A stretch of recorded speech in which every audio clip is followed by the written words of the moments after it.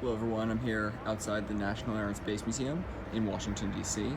Not here today to visit any aircrafts. Fortunately, the museum is closed, but rather I'm here to visit some palms. Usually palms are not thought of when people are thinking Washington, D.C., but they do, some species do grow here. None are native, but we do have some planted here in front of the Air and Space Museum, and they're growing quite well. This is the Sabal minor, that's the scientific name, commonly known as the dwarf palmetto.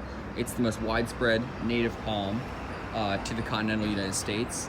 It's native almost up to Virginia Beach. Some people, it's disputed, some people think that it is native to Virginia, but it's native to coastal North Carolina, South Carolina, Georgia, Florida, Alabama, Mississippi, Louisiana, Arkansas, Oklahoma, and Texas. So a lot of states that it's native to. And as you can see, there's a lot of it here. It grows quite well here in Washington, D.C. And you can see it's got quite large leaves. Let's see here, just large palmate leaves shaped like a palm. Yeah, so this is it's pretty cool to see here. It's growing quite well. I know it's been planted here for quite a few years, and it's grown quite a lot since then. Yeah, you can see over here, and our next palm that we have growing here in the undergrowth here. This is Rhapidophyllum hystrix. Or hystrix, I'm not sure. The needle palm, as it's commonly known. This is also native to the southeastern United States, but not quite as widespread.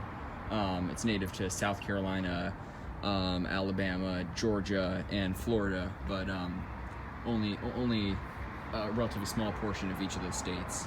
So not as widespread as the Sabal minor over here, but still it's commonly grown in all the way up to New York City, Long Island, even Connecticut, because it's of how hardy it is. Both of these are very cold hardy palms, some of, if not the most cold hardy palms in the world, these two species, and they can survive pretty cold temperatures, certainly far below freezing. So and they certainly have here in Washington, D.C., and they appear to be doing quite well. There's several clumps of it here, over there in the undergrowth of this looks like a hardy banana plant. You can see there's a lot of it. This is also a tropical looking plant, but grows really well here, and is pretty common actually in Washington, D.C.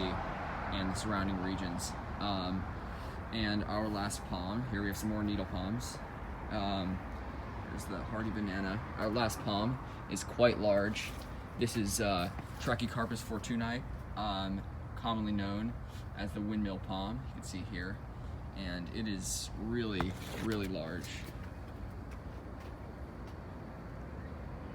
So this is native, not native to the United States or the Americas at all. This is actually native to China, southern Japan, and the Himalayas. So it grows at quite high altitudes and can take some pretty cold temperatures. I know they're actually grown quite frequently. There's a lot of them in Vancouver, Victoria, British Columbia, and Vancouver Island. So they can certainly withstand the cold, withstand some snow.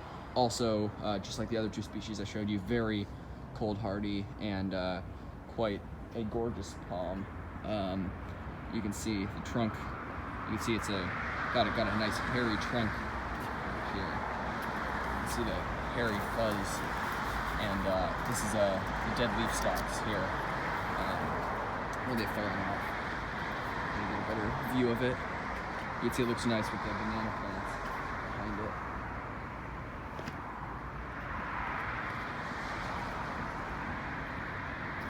So yeah, that's a windmill palm, and not too many of them grown here in Washington, D.C., but they're not unheard of. So quite attractive, and if you're looking for palms to plant, the needle palm, dwarf palmetto, and this windmill palm here are definitely the three species I'd recommend.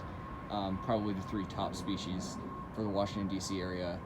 and these banana plants also do great here. So if you're looking for a tropical feel or tropical look to your garden, to your yard, I would definitely recommend any of these palms. They look really nice, and yeah, you can see they're doing quite well. So thanks for watching.